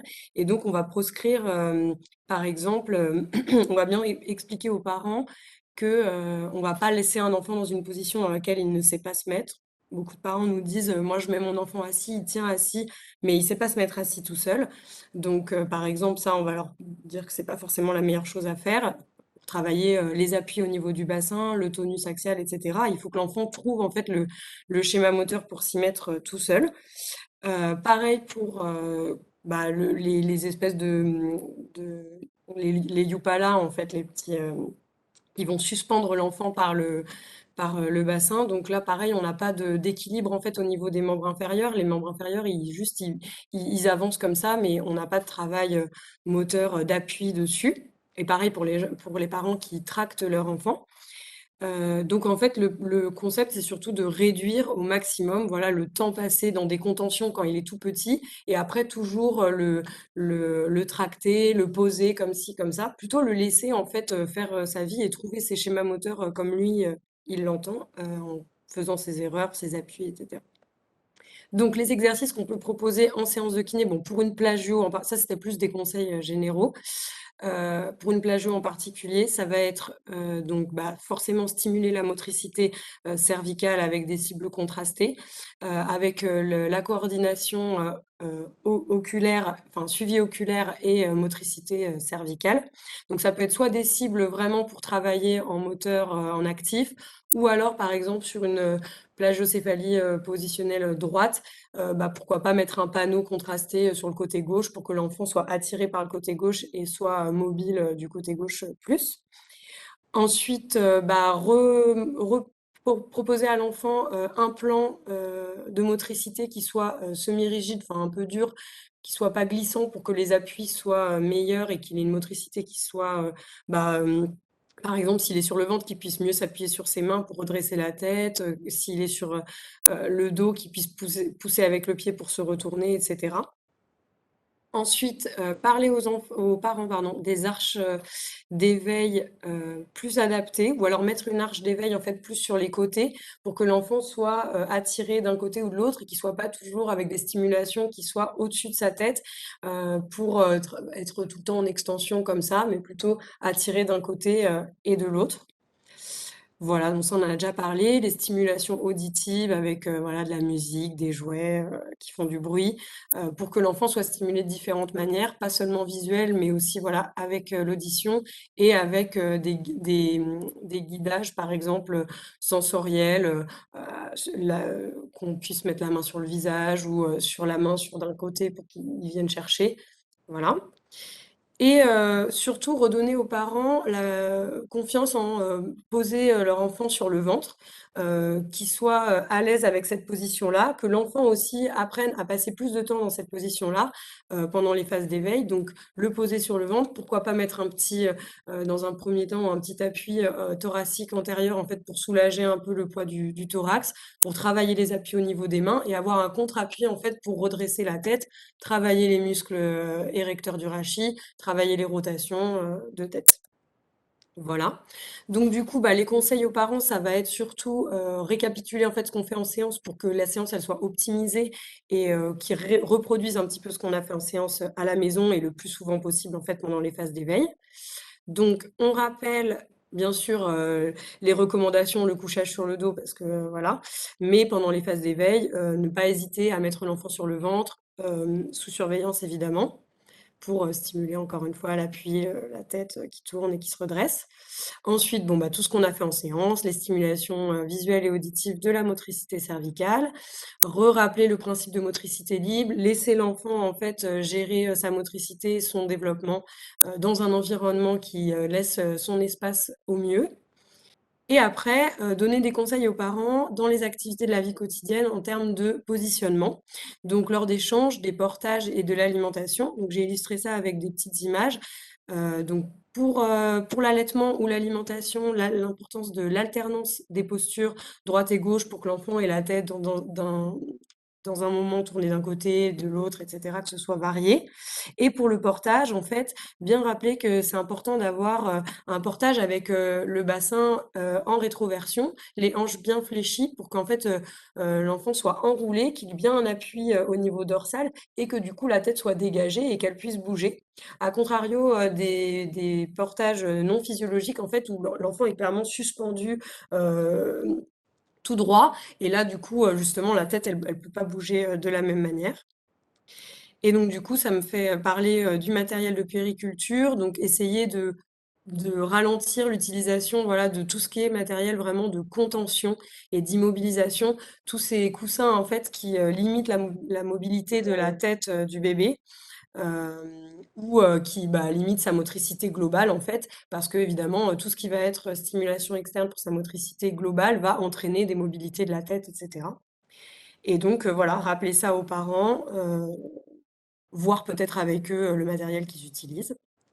Et du coup, on a fait une brève diapo pour, reparler des orthèses, mais ça a déjà largement été, discuté, que ce soit pas un traitement forcément de première intention, surtout, vu le coût, des orthèses. Voilà, que c'est plutôt, entre 4 et 8 mois, que c'est 24 heures sur 24, 7 jours sur 7, donc c'est quand même assez contraignant pour les familles. Que ça reste du grade B et que c'est pas la première intention, en comparaison avec, la prise en charge kiné qu'on vient de vous énoncer. Voilà, on vous remercie pour, votre attention, pour cette présentation. Un grand merci, à tous pour ces présentations. Du coup, on a eu pas mal de questions, dans le chat. Donc ce que je vous propose peut-être, si vous voulez, je vais vous les récapituler et essayer de les regrouper par thème. Ça sera peut-être plus facile, pour vous. Hem, alors, on avait une première question tout au début de pourquoi les casques perdurent après les 12 mois? Heu Alors, bah, peut-être, je me permets de répondre, après je laisse aussi Sam qui s'est un peu intéressé au sujet. Nous, on prescrit pas de casque, comme ça c'est clair. On n'aura pas trop de réponses à vous donner sur, bah, j'ai vu il y a aussi d'autres sur le fait que quelqu'un laisse des casques et disent qu'il faut se mettre sur le côté, qui ça me semble complètement contradictoire, donc je sais pas trop quelles sont les recommandations. Nous, on prescrit pas de casque parce que on pense que ou c'est trop tard qu'on voit les enfants qui l'ont presque 12 mois et donc c'est de l'argent entre guillemets perdu, ou parce que simplement les enfants ils n'ont rien fait jusqu'à là et donc on a encore d'autres manœuvres à faire. Et donc oui, comme je pense, comme je vous dis, peut-être commencer un casque autour de 10 mois, ça peut être une option et donc forcément on le prescrit après. J'ai vu des casques prescrits à 13-14 mois. Vous avez tous vu la courbe du PC. On est tous compétents en suffisance pour voir que sur un cerveau qui ne va pas grandir, le casque, il va pas pousser le crâne à rentrer et faire pousser l'autre crâne à sortir. L'idée du casque, c'est de favoriser la puissance crânienne et de faire pousser dans un côté. Donc, après 12 mois, il n'y a pas trop de sens. Et vu qu'il y a quand même de l'intérêt économique derrière, je pense que certaines réponses sont claires. Mais Sam, il avait un peu cherché, il s'était un peu intéressé au sujet de casque. Je ne sais pas si Sam, tu veux ajouter quelque chose. Enfin, je pense que c'est suffisamment clair. Le cas, c'est vraiment en dernière intention, pour une pathologie, enfin, ce n'est même pas une pathologie, je ne sais pas si on peut l'appeler une pathologie, en fait. C'est vraiment une déformation esthétique. Donc, hem, le casque pourrait être indiqué, à titre exceptionnel dans les cas super sévères, après l'âge de 6 mois, mais pas après 12 mois, donc, enfin, pas après 10 mois, on va dire. Hem Donc durant ce créneau-là, heu, si, vraiment le positionnement ne pourrait pas être, fait à cause, par exemple, du fait que l'enfant est, par exemple, en crèche, c'est impossible de le positionner, les parents ne sont plus capables de gérer le positionnement, voilà. Des Donc, jumeaux, souvent les familles avec des jumeaux. voilà, mais bon, ça reste l'exception à la règle. Donc, c'est très important de garder, heu, l'esprit, clair. Donc, d'abord, il faut pas dire qu'il faut rien faire, ça va pas, voilà, parce que c'est vrai que ça va s'améliorer tout seul, mais c'est toujours mieux de commencer par le positionnement et la kiné. C'est ça la première intention, kiné, positionnement. Et ensuite, contrôle à 6 mois. Si la déformation ne s'est pas améliorée ou ne s'est pas améliorée suffisamment et que le torticolis est toujours là, c'est là qu'on commence à envisager peut-être le casque, mais c'est vraiment, ça reste l'exception, c'est tout. Justement, il y a une question également, sur, les centres spécialisés. Donc, qu'est-ce qu'on entend là? Parce que donc vous, j'imagine que vous êtes centre Je me spécialisé? Anne m'a levé, je ne sais pas si peut-être si c'est sur le même sujet qu'il voulait intervenir. Oui, oui, c'est ça le même sujet. Adeline Fénière, je suis sur les établissements de la petite enfance auprès de Mathilde Marmier et on a énormément de problèmes dans les établissements de la petite enfance, voire chez les assistantes maternelles, avec des enfants qui arrivent très tard avec des casques. On a bien compris, c'est toujours les mêmes praticiens qui prescrivent, c'est eux qui vendent les casques, c'est eux qui font le suivi et c'est difficile en tant que confrère d'intervenir, vous voyez, en méprisant entre guillemets cette prescription. Les parents sont convaincus. Alors, on essaye de faire au mieux, d'accompagner ses parents. De temps en temps, quand même, ils nous écoutent et ils voient bien la contrainte que c'est pour l'enfant et ils abandonnent. Mais c'est difficile, quoi. C'est un peu un débat, pas débat d'experts, mais on est tous convaincus. Enfin, je pense la plupart de nos collègues depuis des années, on voit bien les études qui passent et malheureusement, ça continue à être prescrit. On a vu les recommandations de l'HAS, etc. Voilà. Donc c'est souvent ça la difficulté qu'on a. C'est alors ça nous est arrivé d'appeler le collègue et ce qu'on demande, c'est une prescription. Ça permet, excusez-moi, je suis avec mon petit-fils, ça permet de forcer un petit peu les choses et d'être en contact avec le praticien, mais on voit bien ce qu'il y a derrière. Hein. Du coup, moi, ouais. C'est pour ça que je vais dire, c'est aussi la référence au centre spécialisé, ça peut être très, très utile, dans le sens que, bah, vous voyez, entre guillemets, sur le sujet, on est un peu au niveau de spécialisation. Donc, je sais qu'il y a des centres, pour vous dire en France, alors, je vais juste vous remettre la diapo, mais simplement, toutes les informations sur les centres, vous les trouvez, ah oui, c'est là, vous les trouvez sur le site Maladies Rares, Cagnos ou sur le site Filière, vous voyez. Donc, pardon, c'est là, bah, elle ne veut pas bouger. Oui, c'est ça les centres en France. En Île-de-France, il y a Necker et il y a la clinique Boulogne-Billancourt, surtout pour les enfants d'âge, sur la transition et sur les enfants d'âge plus adulte. Et après, donc, il y a les autres centres dans le reste de la France. Donc, sur l'Île-de-France, c'est globalement nous. Et comme vous dites, le problème, c'est un peu clair. Souvent, le fait de venir parler avec nous, qu'on est un peu plus spécialisé, ça peut aider à faire un peu, à régler un peu certaines situations que, bah, on a tout compris, l'intérêt où il va. Du coup, il y a J'aimerais effectivement ajouter, pardon.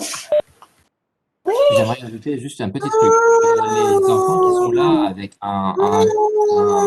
une orthèse crânienne déjà présente, donc il faut faire attention. Les parents ne sont pas toujours, enfin, c'est pas eux qui sont responsables de cela. Donc, nous, on se méfie de leur dire non, non, non, il faut arrêter, ça sert à rien. On se méfie de dire ça. Quand ils ont déjà payé le casque et voilà, ils ont fait les allers-retours pour prendre les mesures et tout est, donc voilà, le jeu est déjà fait. On préfère quand même leur dire, ok, c'est un traitement qui reste efficace malgré tout. Les conséquences, bon, pour le moment, on n'a pas vraiment de risque vital, enfin, on n'a pas de risque important lié au casque, mais il faut faire attention quand même aux lésions cutanées. Donc, durant l'heure où l'enfant enlève le casque, il faut faire attention sur, voilà, regarder les régions où il y a un appui du casque. Moi, j'ai une question. Adeline, je vais peut-être compléter parce que j'ai un sujet que j'ai eu récemment, même ce matin même. Bah, nous, on a plutôt la même position de dire l'idée, c'est pas de culpabiliser les parents et de leur dire vous auriez pas dû, ça sert à rien. En revanche, là, moi, une question qui m'est remontée ce matin, c'est que les parents auraient eu la consigne de coucher l'enfant sur le côté du fait qu'il ait un casque. Et pour le coup, nous, ça met vraiment en porte-à-faux les professionnels professionnels qui sont en charge, enfin qui en ont la responsabilité, que ça soit en crèche, soit des assistantes maternelles, et qui du coup sont très embêtés par ce genre par ce genre d'attitude des parents. Donc Bah, ça, je peux vous dire, je trouve super contradictoire parce qu'alors, bah oui, c'est complètement. vrai que le casque protège de la mort subite même et limite encore plus, donc c'est encore plus grave. Nous, pour vous dire, comme les seules consignes qu'on donne de positionner les enfants sur le dos même petit, c'est quand on a des cas de craniosinose très graves, pour lequel on essaie d'améliorer légèrement les choses dans un contexte aussi de problèmes respiratoires, etc., etc. Mais mettre un casque et aussi dire d'ajouter des mesures posturales, ça me semble, vous voyez, Et ça me surtout de semble dormir vraiment. sur le côté, enfin, nous, pour le coup, moi, c'est plutôt ce genre de situation qui fait enfin, moi, voilà, typiquement, la question m'est remontée à moi. En gros, comment on gère? Est-ce qu'on accueille quand même cet enfant? Parce que là, pour le coup, c'est autant que l'enfant ait le casque et cetera, ça, c'est les parents qui ont géré de leur côté. Ça, c'est je veux dire, c'est leur liberté, aussi. Et je pense que ça ne remet pas en question l'accueil dans un accueil collectif, hein. En revanche, quand on commence à avoir, ce genre de recommandations associées, enfin nous, c'est clairement en contradiction avec, évidemment ce que enfin les professionnels, c'est impossible pour eux de mettre en application ce genre de mesures, quoi. Bah, si je peux me permettre, pour nous, c'est même le contraire, dans le sens que vu qu'on sait que dans les crèches ou dans certains établissements, bah, c'est compliqué de positionner ou tourner la tête des enfants comme les parents ils peuvent faire à la maison sur les responsabilités, c'est plutôt dans ces cas-là qu'on conseille le casque, dans le sens que, vous voyez, le casque, il peut protéger un peu plus sur la position du dos, mais pas, comme vous dites, les professionnels en difficulté pour les mettre sur le côté, c'est même le contraire. Vous voyez, je pense qu'il y a eu un équivoque sur ça. Dans le sens qu'on sait que, comme on dit, les jumeaux, des enfants qui sont en crèche 10 heures par jour presque, bah là, je peux comprendre que bah, les professionnels ne peuvent pas se mettre à tourner la tête ou à déplacer ou à favoriser certaines mesures posturales. Et c'est pour ça que quelquefois les parents ils disent on a préféré le casque pour éviter ce problème-là. Donc c'est même dans l'autre sens. Pareil, on a plusieurs mesures relatives au couchage dans le chat. Donc on a effectivement, bah, je pense que vous y avez répondu, mais une question sur, comment argumenter auprès des parents pour retirer le coussin anti-tête plate ou autre casque au domicile. Donc je pense que vous y avez répondu par votre, enfin madame Lecor, vous me direz si c'est bon, mais il me semble que du coup, je pense que la réponse a pu être apportée. Alors une autre question qui est arrivée, c'est, effectivement comment faire dormir les enfants sur la bosse occipitale sans mettre de coussin ou cale ou et cetera? Je ne sais pas si vous voulez répondre. Alors, c'est vrai que c'est compliqué clairement de faire, dormir un enfant, sur la bosse parce que clairement il va bouger, tout le long. Donc, je crois que monsieur Habert avait, des solutions, pratico-pratiques, il me semble, de sachet de riz ou je sais Non, c'était Giovanna plutôt ah, qui c'était parlait de Giovanna sachet de qui riz. parlait de sachet de riz. Non, bah, c'est vrai que Mais c'est ouais. c'est compliqué. C'est pour ça que, bah, enfin, nous, c'est vraiment la débrouille quoi qu'on propose. On n'a pas de vraie méthode qui fonctionne et du coup, on favorise plutôt, voilà, le ventral pendant les phases d'éveil et les motricités. Après, ça peut être uniquement pendant la sieste. On peut mettre une petite couverture enroulée sous l'épaule et le bassin bah, du côté de la plagio pour que bah, naturellement, en fait, l'enfant vienne se mettre en trois quarts du côté opposé et Après, s'appuie si un peu c'est, sur la voilà, bosse, quoi. comme elle dit, c'est pendant la sieste sous surveillance, par Voilà. exemple. Voilà, parce que c'est vrai que nous on est Alors, il y a drastique sur, aussi, Non, mais bien sûr. alors, il y a aussi, parce que c'est vrai que les cales qu'on pose sous l'enfant, ça peut, voilà, c'est pas toujours très facile parce que l'enfant peut les pousser et c'est terminé, voilà. Par contre, ce qu'on peut faire, et qui pourrait être très utile, c'est vraiment d'incliner le matelas, c'est-à-dire mettre un oreiller ou un sac de riz. Nous, dans le service, typiquement, on parle du sac de riz. On peut caler le matelas de façon à incliner le matelas et induire une position, donc préférentielle, en fait, de l'enfant de l'autre côté. On peut aussi jouer sur, quelque chose, une serviette enroulée qu'on peut glisser entre la housse du matelas et le matelas lui-même, sans que l'enfant puisse pousser. Bien sûr, cela n'exclut pas le fait qu'il va falloir repositionner l'enfant, en cours de route. Parce que l'enfant, surtout après l'âge de 6 mois, il va bouger dans tous les sens. Mais, il y a toujours quelque chose qu'on peut faire pour, pouvoir caler l'enfant et pouvoir, jouer sur le plan d'inclinaison, donc droite-gauche évidemment, du matelas. Donc, c'est vraiment pratico-pratique, effectivement. C'est aux parents d'essayer de trouver la meilleure solution pour leur enfant, parce qu'il n'y a pas un enfant comme l'autre. Oui, mais ça, je Je sais pense pas que si c'est vous avez des conseils, très concrets qui, à mon avis, sont d'une grande utilité, auxquels les gens pensent pas forcément spontanément, je pense. Donc merci. Donc j'en avais vu une autre sur le couchage, je pense que c'est bon.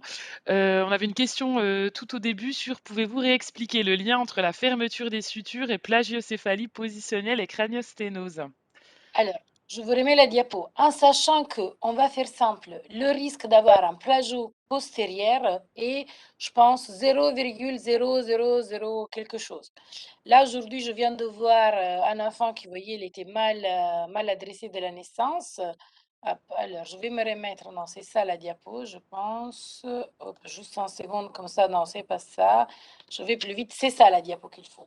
Vous n'avez pas besoin de plus que ça déjà. Et de toute façon, c'est pas votre rôle donner le diagnostic de craniosténose.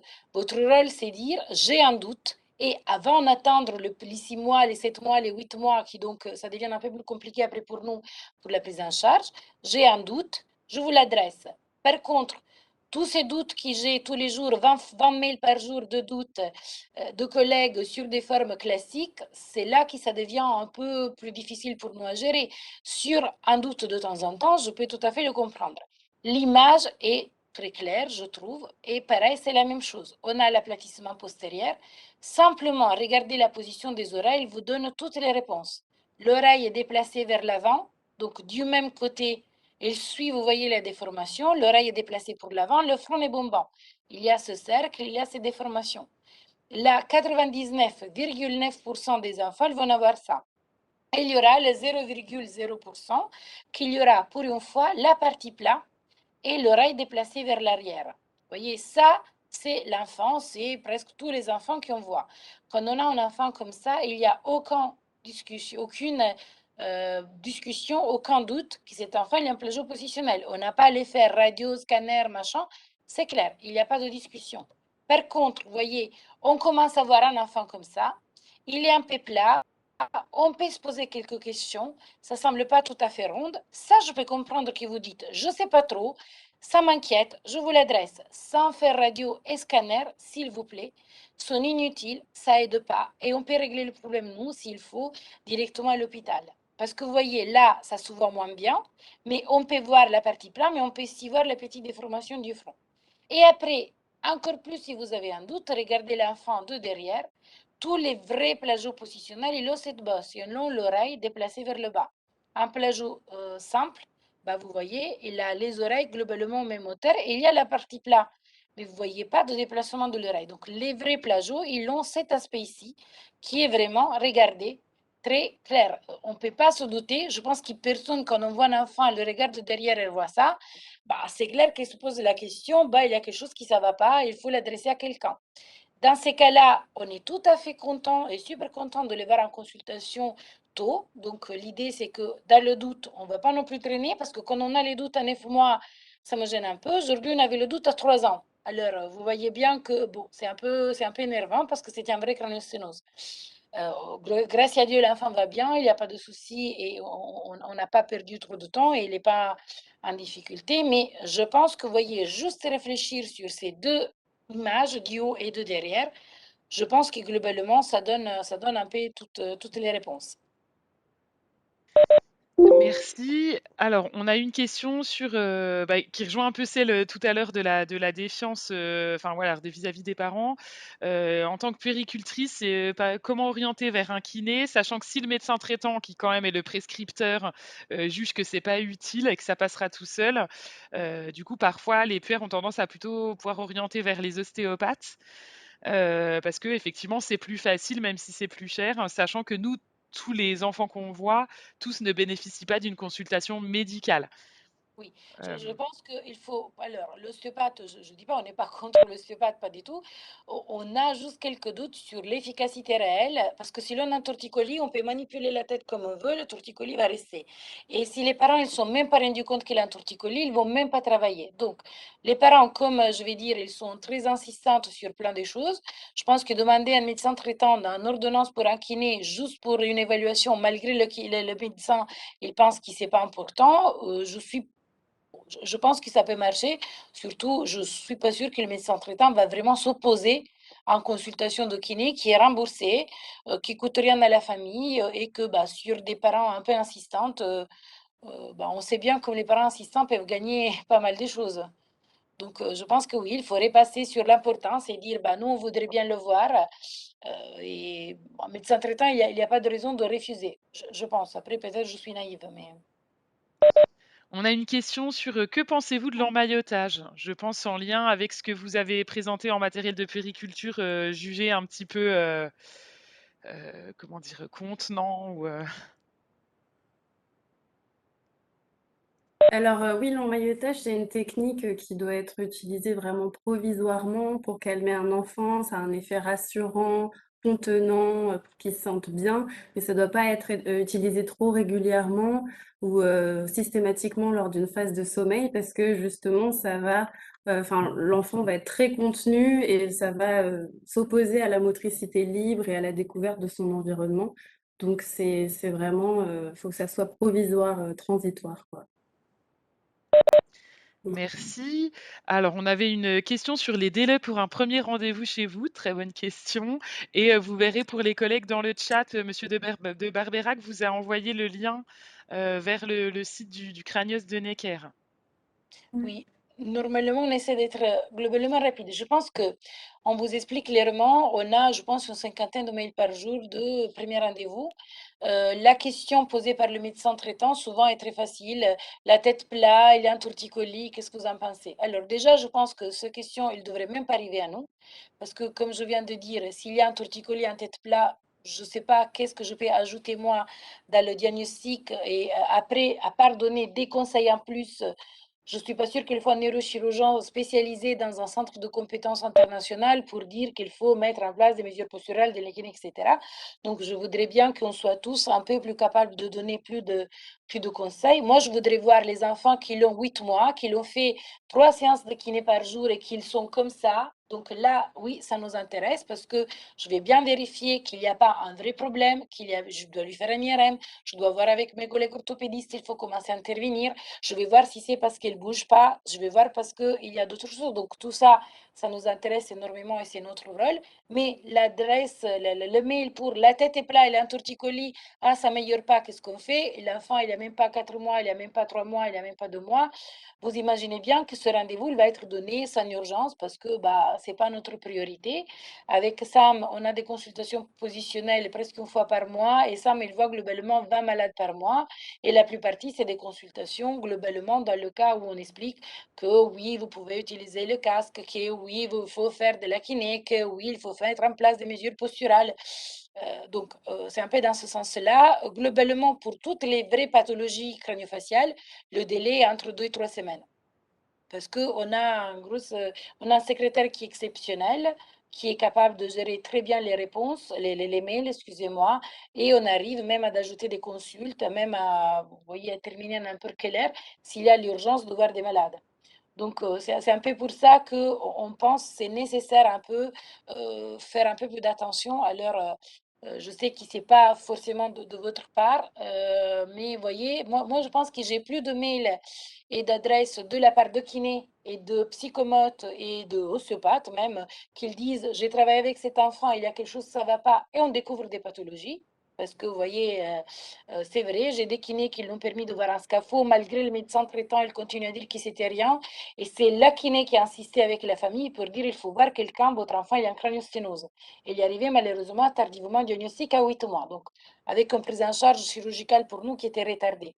Donc, c'est pour ça que déjà en première évaluation par un kiné, ça nous aide déjà à écarter tous les enfants qui ont des difficultés parce que la kiné, souvent, même un peu plus qu'un médecin, elle est capable de voir les petits retards moteurs, la petite hypotonie, les petites difficultés, les petites anomalies, le lien avec maman et l'enfant qui quelquefois peut améliorer certaines choses. Donc, globalement, pour des pathologies vraies, on a entre 2 et maximum 3 semaines. Quand la demande est déjà claire que c'est un plagiat positionnel, oui, on a eu 2 mois de retard. On vous dit clairement, le délai, ça peut être ça. OK, merci beaucoup. Alors du coup, 2 questions en lien direct avec ça. Déjà, qu'est-ce que vous faites quand c'est une craniosténose? Je pense que c'est un petit peu au-delà de la présentation, mais ça intéresse, les collègues de savoir, c'est normal. Et deuxième question, du coup, est-ce que vous avez des correspondants privilégiés parmi les kinés avec les vers lesquels orienter ou est-ce que n'importe quel kiné, peut répondre à ça? Alors, juste pour la prise en charge chirurgicale très rapidement, c'est les scaphocéphalies, donc c'est la tête allongée avec la suture sagittale fermée. Ils sont vraiment les formes qu'il faut adresser plus rapidement parce que la prise en charge chirurgicale est entre les 4 et 6 mois. Donc, on a besoin vraiment de les voir tôt. Les autres craniosténoses, donc les trigonaux, le front pointu ou les plageaux antérieurs où on a vraiment une grosse déformation de l'œil, du front et du reste, c'est à partir des 8 mois avec des chirurgies qui sont des grosses chirurgies, des grosses cicatrices, des remodélages complets, on déplace, on recoupe et on déplace complètement le crâne pour donner du volume au cerveau et pour améliorer l'aspect esthétique. Et c'est pour ça que c'est un neurochirurgien et un plasticien qu'on travaille ensemble pour avoir le double objectif fonctionnel et esthétique. Et pour La réponse à cette question que je vois dans le chat, que faites-vous quand il y a une craniosténose? La réponse est chirurgie. Voilà. le père. Voilà. Et pour les kinés, je vous laisse répondre. Oui, alors en fait, n'importe quel kiné peut prendre en charge un torticolis. Après souvent en fait les kinés vous diront quand vous appelez, qu'ils prennent pas en charge des bébés, ceux qui ont pas l'habitude. Donc, nous on a un listing, de kinésithérapeutes spécialisés en pédiatrie, uniquement sur l'Île-de-France par contre et voilà Ouais, c'est ce qui donc, va déjà nous intéresser, hein. Nous, ouais, OK, nous on est je vais vraiment essayer dans de le Paris partager. intramuros, hein, donc Ouais, ouais, bon, bah, parfait. Bah oui, on a tout un listing avec des kinés qui ont l'habitude de prendre en charge des bébés. Donc, en général, ceux qui font de la pédiatrie, bien sûr, ils font vous torticolis. Je vais accepteriez de nous essayer de la le partager. communiquer? Bien sûr, bien Eh sûr. bah, super. Je partage M sur le chat. merci Je vais beaucoup. trouver comment. OK et donc du coup, on a 2 questions qui sont un petit peu en lien. Une question de la part d'une des psychomotriciennes du service, donc est-ce que le casque a une incidence sur la vision périphérique et sur la mise en place des coordinations oculo-manuelles? Et on a une autre question sur la place des psychomotriciens en général, dans cette prise en charge.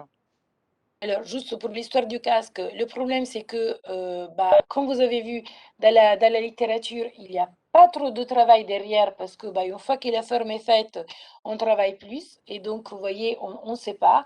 Moi, je peux vous dire qu'il y en a certains enfants qui ont des fermetures secondaires après la pose de casque. Donc, je ne vais pas rentrer dans ce sujet parce que ça risque de devenir compliqué et un peu flou. On a des collègues à Lyon qui prescrivent des casques. Donc, on a demandé depuis plusieurs années d'avoir les retours sur l'évaluation de ces enfants à distance pour voir si vraiment le casque est complètement anodin ou si vraiment ça peut donner des petites conséquences. Donc, je pense qu'il n'y a pas d'études sur les conséquences à distance parce qu'on est tous d'accord avec la psychomotricien. On peut se poser quelques questions sur des possibles conséquences dans ce sens-là. Et comme on dit, les psychomotricités, nous, on les adresse. Vous voyez, c'est un peu la deuxième étape pour moi après les kinés, dans le sens que quand les enfants ils ont des vraies difficultés psychomoteurs, ou souvent c'est des enfants, vous voyez, qui l'ont à tête plat et parce qu'on a un peu négligé, on a un peu négligé, vous voyez, le problème, les psychomotriciens, ils peuvent travailler en plus que le simple kiné pour améliorer des enfants qui ont des difficultés. Et je vous dis, j'ai plein d'enfants qui sont adressés pour des vrais problèmes, plutôt par des kinés des psychomotriciens que par des docteurs. Je pense qu'on peut vous l'envoyer par mail, non? Je ne sais pas, Marion? Ah, Merci. Je crois que j'ai fait le tour des questions du chat. OK. Moi, j'arrive Est-ce pas qu'il y a des personnes qui ne me semblent pas avoir vu de main levée? Est-ce que c'est bon? Alors j'ai une demande qu'on puisse disposer de l'affiche, que vous avez Oui. présentée avec les avec les consignes, qui m'est arrivée en privé.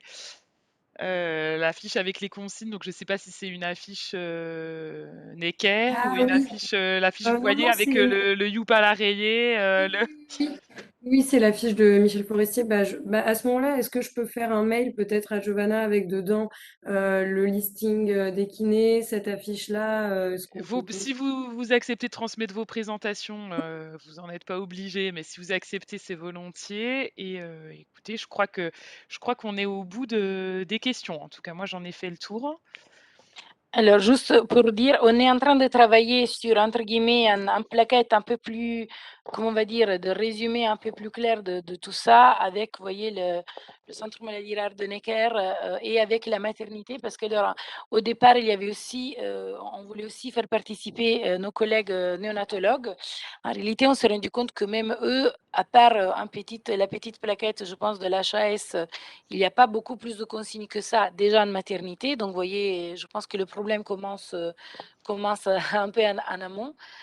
Et donc, on va travailler avec eux pour pouvoir faire une espèce de plaquette avec, vous voyez, on va remettre un peu ensemble tout ce qu'on a dit sur les consignes simples et sur la séquence et sur les indications. Donc, on va travailler pour faire ça et pour pouvoir la mettre sur le site, bien sûr, maladie rare et filière Cranios. Et après, bien sûr, la défendre aussi au centre PMI, ça va être plus simple, je pense, et plus, vous Mm, voyez, des posters à mettre d'aller chez les médecins, etc. tout à fait.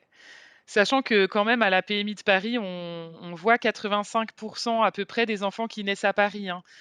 Au moins une fois, même si c'est juste pour une pesée. Je vais en dire, l'affichage dans un centre de PMI, vous touchez du monde, hein. Et c'est pour Donc, ça qu'on vous a contacté. voilà, non, mais je sais, mais du coup, effectivement, voilà, bon, bah, vous voyez, en tout cas, un immense merci. Vous avez là les merci des collègues qui défilent Merci aussi à dans le vous. chat. Je crois que vraiment, enfin, voilà, on est à 143 participants connectés, donc avec plus, ce que je vous dis, parce qu'en général, plusieurs personnes par centre. Donc vraiment, merci beaucoup déjà d'avoir pris le temps de nous contacter et pour cette présentation vraiment très très claire et très utile pour tout le monde. Donc bah, du coup, Merci. on échange pour communiquer les présentations qu'on diffusera. Encore merci et je vous souhaite à tous une Merci bonne fin beaucoup. de semaine et à une Merci. prochaine fois.